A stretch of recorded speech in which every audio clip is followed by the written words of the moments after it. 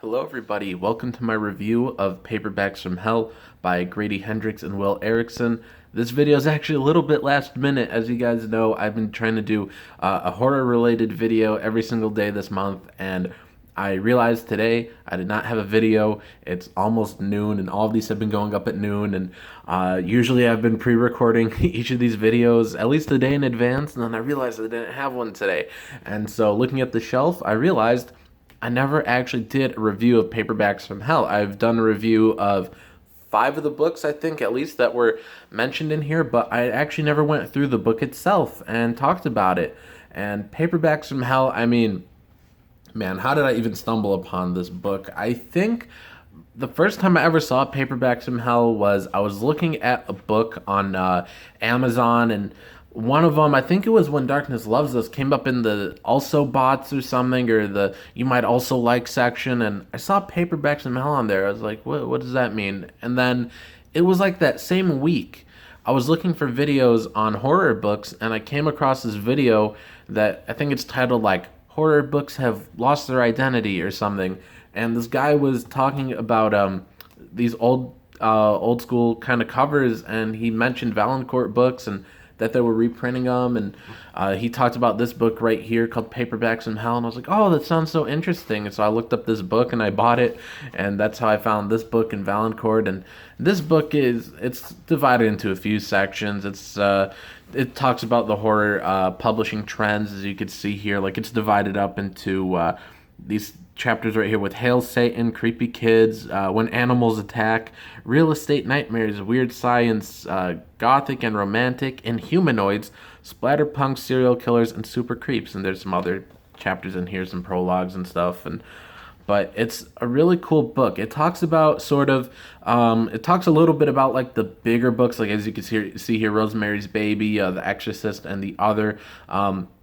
Which these all came out in the span of like 3 or 4 years, I think, and they sort of set the trends for what followed. Like, yeah, it has the dates right here. For Rosemary's Baby came out in 1967, then these other two came out in 1971, and it really set a trend for all these books that it talks about here with, like let's see, The Devil Finds Work, To the Devil a Daughter. Oops, it might be a little out of frame. There we go. And like all these other books in here, Satan Sleuth, and all these. I really love the pages like this where they have a bunch of the covers. There's quite a few pages like this, and I would love if they would be able to put together a book where each page is just a cover.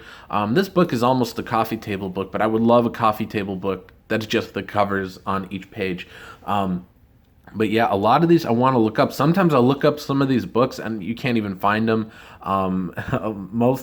Pretty much most of the books talked about in here are out of print. A few have come back into print, and a few, like Rosemary's Baby, The Exorcist, those are always in print. But a lot of these lesser known titles, these obscure titles, a lot of them are really forgotten, but these all look so cool, like Satan's Sublets, The Night Visitor, The Succubus. These are all cool. Exorcism. I don't know. These are all so cool. And so it's got like that chapter there, and here's some more of like these like satanic ones. Those books really did set trends for satanic sort of stories. And let's skip some pages. Let's see where we end up with oh, here we are with Burnt Offerings. This is a book I recently picked up from Valancourt, and like it's got Hell House here, The House Next Door, and so we're in like the real estate chapter where it's like the Amityville Horror 1 through 50, like, and it talks about all these houses, which these are some of the ones I'm most interested in finding. Is anything to do with haunted houses I love. I wonder if I could find the let's see, where's the chapter on like dolls and stuff. Like the doll ones are awesome. Like, oh, and here's Blackwater there, which I recently picked up. Is it 6 books? I thought it was 5.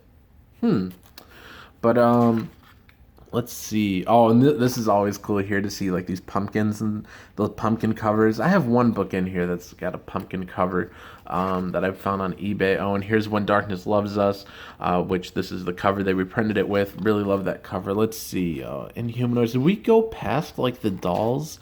We might have gone a little too far. I'm trying not to show all the pages, so I don't get struck with any like copyright or anything. But oh man, here's like the Animal Attacks covers. Like, these are all beautiful covers. I want my books going forward to have covers like these, which, shameless plug, of course, you guys, my books on Amazon. You can get all 5 of them down below in the description, including my new book, Locked Coffins.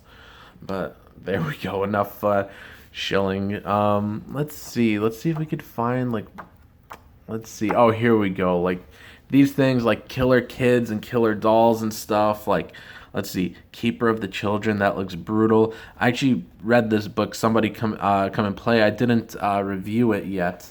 Ooh, the Doll Castle, like, these all look so cool. Dark Companions, I love anything that has to do with dolls. That's just awesome. This is a book I bought, Valancourt reprinted it, called A Child Grave. This is one they also reprinted, I plan to get soon. Oh, this book was really good. Let's go play at the Adams, or Adamses.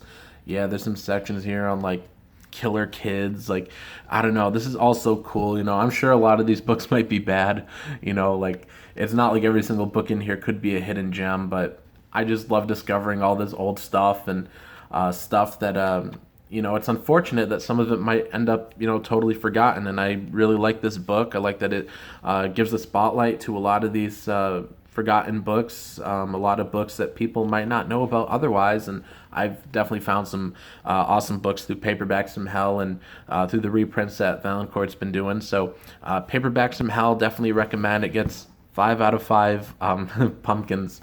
But anyways, guys, that's it for this video. If you guys got any other sort of horror related videos you guys want me to do, let me know down in the comments below. Let me know if you've read Paperbacks from Hell and if there's any book in it that you really that you found that you really enjoyed. And again, guys, please don't forget to check out my books on Amazon down below. Peace.